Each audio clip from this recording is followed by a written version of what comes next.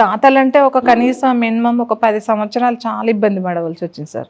ఎప్పుడైతే కొంచెం మేము ఇవన్నీ యాక్టివిటీ ఇవన్నీ చనిపోతే వాళ్ళు కుల మతాల అది ఇది అని అన్నారు కదా సార్.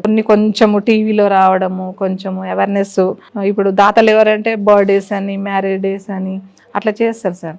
చేసినప్పుడు కొంచెం వాళ్ళు కూడా గ్రూప్లో పెట్టడము, కొంచెం అది కూడా అట్లా పికప్ అయింది. ఇప్పటి వరకు అయితే మాత్రం కొంచెం 1 monthలో ఒక 20 days వరకు మనకి బయట నుంచి దాతలు వస్తుంటారు సార్. ఇప్పుడు దాతల సహకారంతోనే మనం ఇంతమందిని చూసుకుంటున్నాం. మెయింటెనెన్స్కి, వర్కర్స్కి, కరెంట్ బిల్ ఇదంతా ఉంటుంది కదా సార్.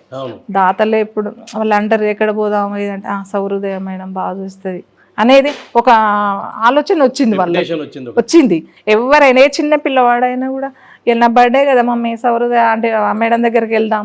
స్కూల్ నుంచి కూడా మనకి కొంచెం డొనేషన్స్ తోనే మనము ఇంతమందికి చేయగలుగుతున్నాం సార్.